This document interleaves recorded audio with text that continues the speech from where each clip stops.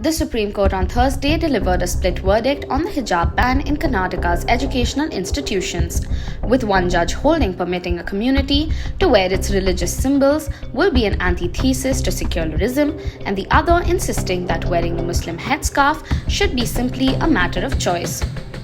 While Justice Hemant Gupta dismissed the appeals challenging the March 15 judgment of the Karnataka High Court, which had refused to lift the ban, Justice Sudhanshu Dhulia held there shall be no restriction on the wearing of hijab anywhere in the schools and colleges of the state. With the apex court delivering a split verdict, the High Court's judgment still holds the field. Salar Digital asked for opinions on the split verdict.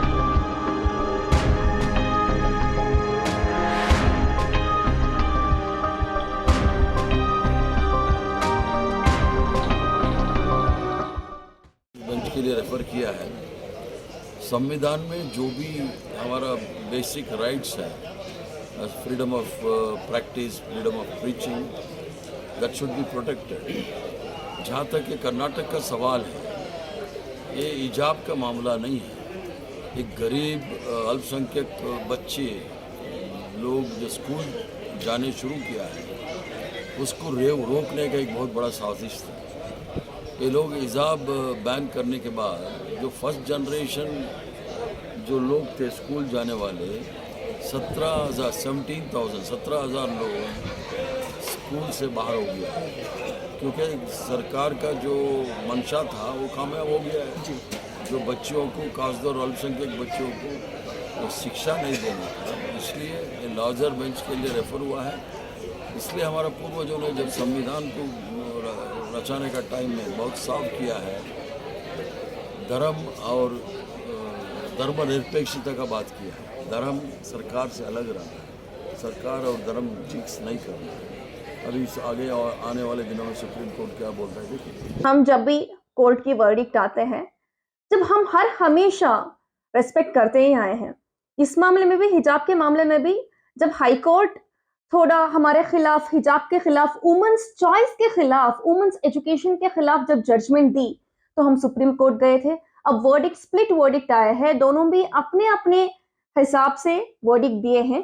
तो this is the time to go for constitutional bench. अब constitutional bench को जाके हैं, I hope, मुझे भरोसा है कि Indian constitution और इंडियन लॉ कभी भी that is towards women's choice, that is towards women's education. तो वुमेन्स एजुकेशन और वुमेन्स चॉइस को मुताबिक रखते हुए इंशाल्लाह मुसलमानों बच्चियों का, या कोई भी कौम के बच्चियां हो, वो बच्ची जो पहनना है, जो खाना है, जो पढ़ना है, जो सीखना है, वो डिसाइड करना हर एक इंडिविजुअल की राइट होती है।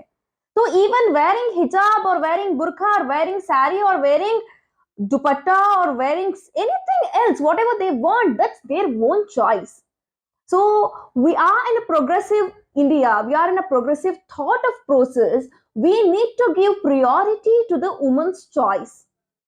So this is the time, I hope so, our constitutional bench, even both according to religiously and along with the progressive thought of women and the choice of women and the fundamental rights of the women and education aspect of the women, ये सब सोच के इंशाल्लाह the court will give the judgment towards women's choice, towards women's education को priority देते हुए judgment देती है constitutional bench इंशाल्लाह. As a democratic government, we welcome whatever the judgment we have received today from the Supreme Court.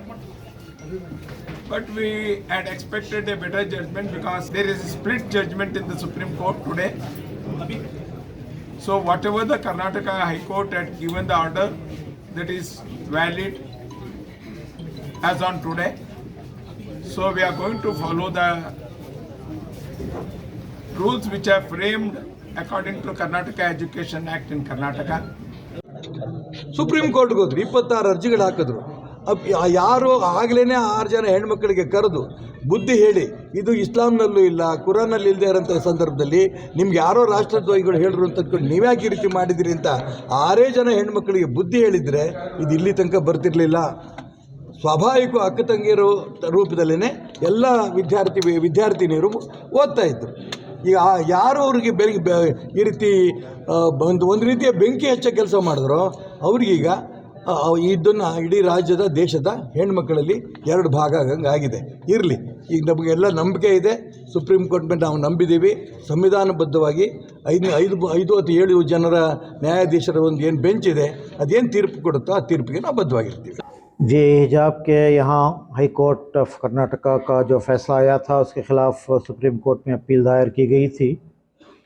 आज जो verdict आया है उसमें एक जज ने हमारे मौक़िफ़ की तायीद की है और हाई कोर्ट के इस फ़ैसले को मुस्तरद किया है और उसमें ख़वातीन की आज़ादी, freedom of choice, freedom of dress और उससे बढ़कर फ्रीडम ऑफ एजुकेशन को अपहोल्ड करने की बात कही है।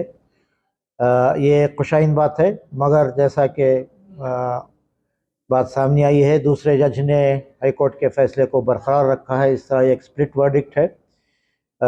एक हैसियत से ये हमारे मौक़िफ़ के हक़ में मैदान भी बनाती है, मगर अब इस वक्त चीफ़ जस्टिस ऑफ इंडिया के कोर्ट में ये मामला है, वो एक लार्जर बेंच शायद इसके लिए तश्कील देंगे, कॉन्स्टिट्यूशनल बेंच। हमें अपनी लड़ाई, कानूनी लड़ाई जारी रखना है और तौक़्क़ो है कि लार्जर बेंच हमारे लिए कुछ इंटरिम रिलीफ का भी और हमारे मौक़िफ़ के तायीद में कोशिश हमारी होगी कि बात हो सके।